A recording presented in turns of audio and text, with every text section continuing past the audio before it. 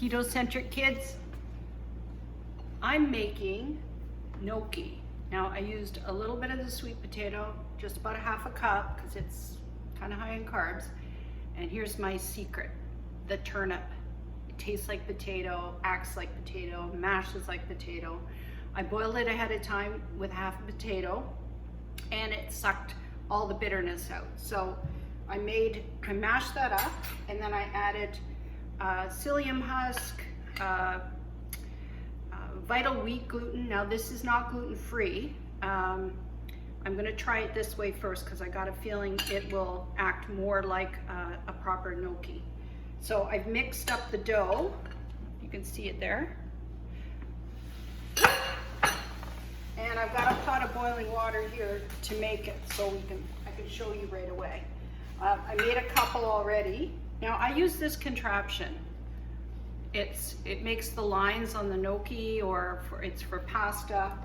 I bought it when I was in Italy. I love Italy, and trust me, there's no better pasta than in Italy. I made some when I was there at cooking school. It's amazing. So, I mean, that's the best tool to use. You just take a bunch and you roll it down, and it puts the little lines on it. I don't know if you can see that. So, pretty easy. I wanted to show you how it turns out. You just make a little bit of dough and then roll it down. Or you can use the back of the spoon, which is probably how most of the people do it, because I've only ever seen this in Italy.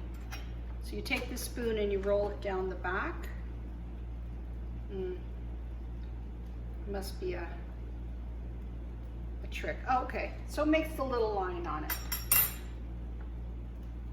So once you have all your gnocchi ready, don't put too much dough, otherwise it won't cook through.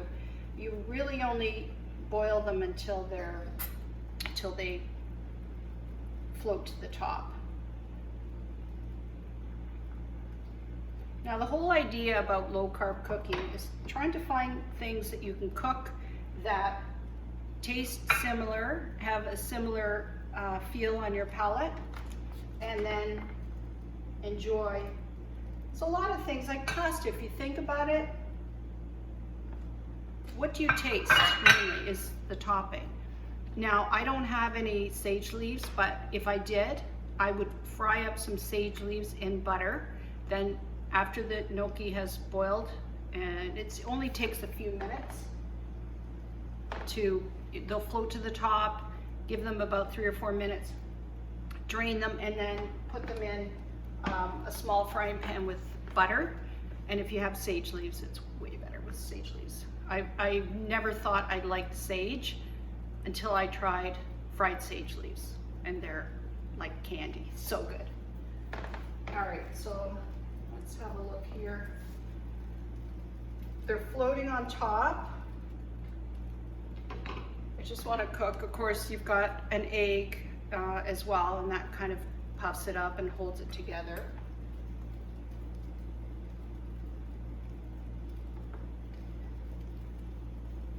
Now I'm going to fry it anyway, so let's put this frying pan on, and I will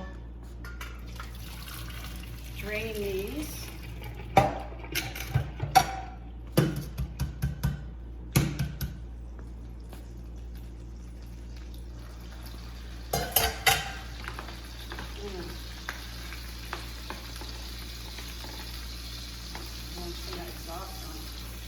Too noisy.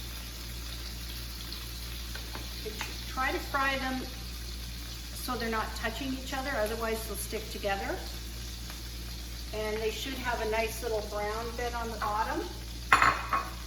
So what I used was some coconut flour, and again, click on the title and it'll take you down below the video, and it'll have all the instructions and the amounts of the recipe.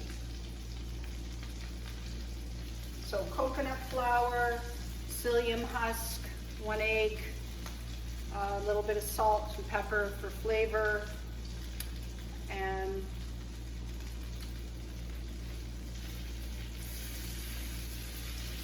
that's about it. Well, they smell good. I was gonna make just the turnip, but when I looked at the amount of carbs in a sweet potato, I used a little bit of it, so it'll give a nice flavor as well as a nice color.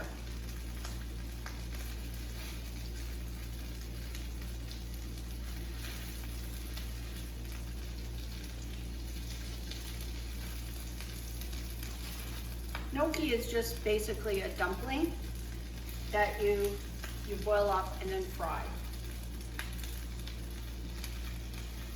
Different cuisines have different names for it. In Austria, they call it a Knödel. Very similar. They don't necessarily use potato, but they use flour and or breadcrumbs.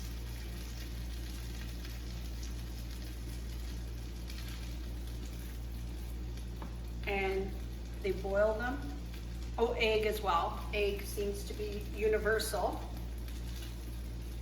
These look pretty good. Very pleased. Everything tastes better with butter on it, doesn't it? All right. And trust me on the sage. Even if you don't like sage, try it. Even if you do it in a separate pan and just fry the sage leaves up separately and eat one, and you'll know what I'm talking about. So good. Wow, these turned out pretty gnocchi-like.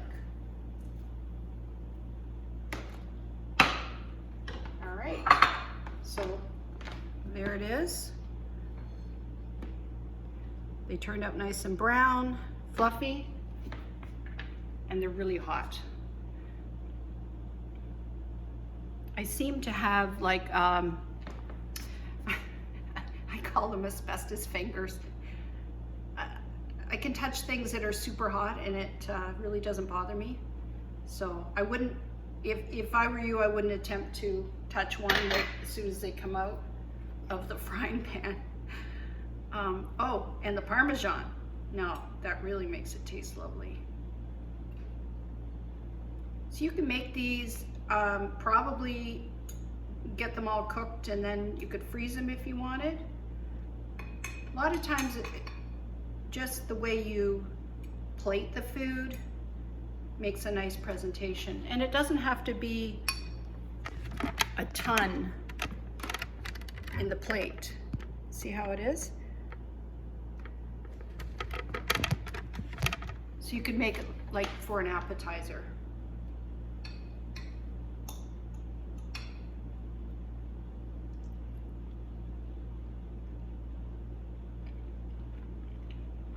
Light, fluffy,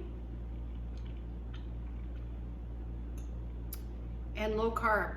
And I'll add up all the carbs and let you know what it turns out to be, but way lower than regular gnocchi with flour.